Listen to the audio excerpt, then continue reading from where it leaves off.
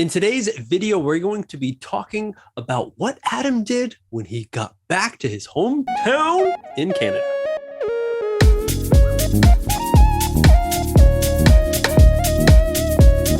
Hey everyone, welcome back to another maple syrup and beavers, loons everywhere episode. We're the host. My name is MJ. My name is Adam. We invite you to another fantastic video where you can listen to native English conversations from one guy living in Japan to another guy living in Canada, but two friends, and we invite you to be our third friend in this conversation. Why? Because just reading textbooks and learning about grammar and phrases through that can help a little bit, but you're really going to be able to advance when you have some friends like me and Adam. We're going to help you out with your English conversation. All right. Today's episode, everyone, we're going to be talking about what Adam did when he got back to Canada. There's a lot of things where people, who have maybe live in Japan and they leave Japan and they're like asking like, oh, what was the first thing you did when you got back to Japan, when you got back to your home country? So we went to the mall, actually. And like the last time I was here, time before that, I didn't get to eat poutine. So we went to the mall and I was like, this is it. Like, if there's poutine in here, I'm going to get it. And there was. Maybe if you live in Okinawa or if you've been to Okinawa, you know about A&W. But yeah. In Canada, they have poutine. So I ordered the combo with poutine instead of regular fries, and it just made my day. It was delicious. I was like, yes. Yeah, Canada. I'm back. I'm back. Where's the ketchup? And speaking of ketchup, I had a bag of ketchup chips, multiple bags of ketchup chips, because you can't get those anywhere. And in Canada, it's like a staple chip. It's a cuisine. Some people like it, some people don't. I'm on the side of it's delicious, and everyone should like it because ketchup and potato, French fries, chips and ketchup. Yeah, it's the same thing. It's the same thing. It's a crispier cousin. Yeah, exactly. So that's another thing I did. I ate ketchup chips, like a bag of ketchup chips.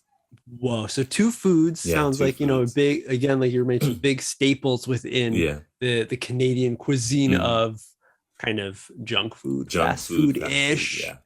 But those are the things that you crave. Right. When you leave and you go back, like it's usually those like home food kind like of home junk foods, like ramen is another one that if you're not in Japan, it's kind of different.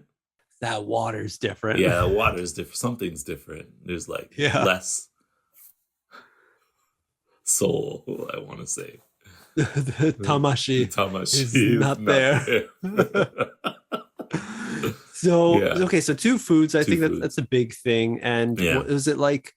What made you decide on those foods compared to, like, we did an episode a little bit ago talking about what things we miss from our home countries. And you were mentioning some kind of more foods that your mom personally cooked and stuff, or things that you could find a little more easily. Yeah.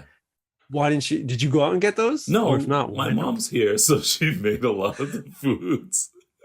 Nice. It just came naturally. So we had like the chicken I was talking about, the curry chicken and fish, fried fish and stuff like that. Like that was day 3 and 4. Those meat pockets? Those meat pockets we haven't had yet. And I've been looking for them. But a lot of the places that sold them aren't there anymore. I'm not sure why. It could have been bad business, or the pandemic left them out and open. But I haven't seen any of those places. And I'm waiting. I'm holding out for like the perfect place to get them, because you can get the instant ones, but they're never the best. They're like right. Yeah, right. Yeah, there's a lot of things like that, like Caribbean food that I want to eat, but there's not many Caribbean restaurants around me, so I'm waiting to find that place. And there has been some things that I really want to eat, like there's this Indo-Caribbean food called roti. If you imagine naan, Yep. but it's flatter and thinner.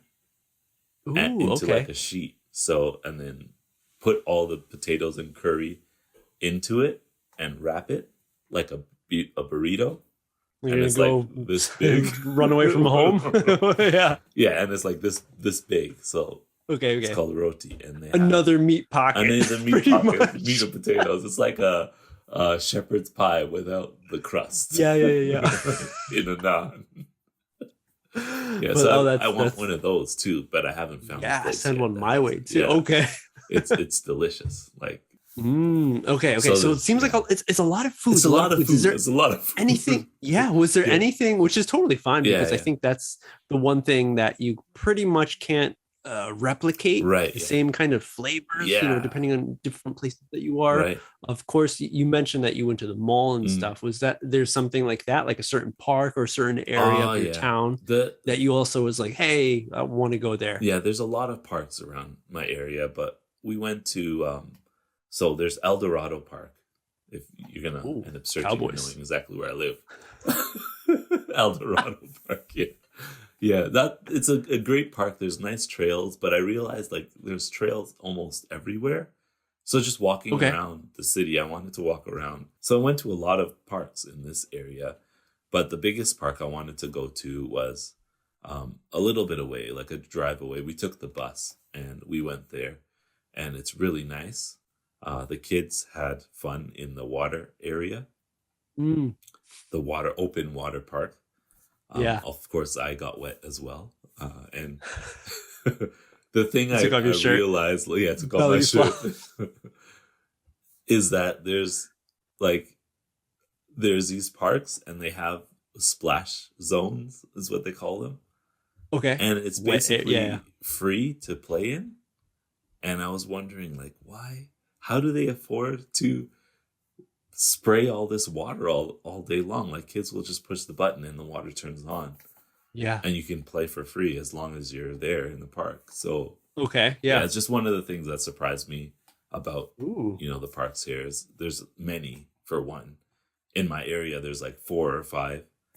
And then there's one with the water zone. And then there's a couple with bigger water zones, but they're all open and all free to play. And I bet they all have massive free parking too. Oh, yeah. Oh, yeah. That's always the best. And trails. Why? Because they're so big, everyone. Yeah. Always need trails just to figure out where you're going. In different residential areas. I don't know if I mentioned this, but there's ponds. A pond is like a small lake. Yep. A really small lake. Yeah. And in random locations, there's like ponds and then a little trail around the pond.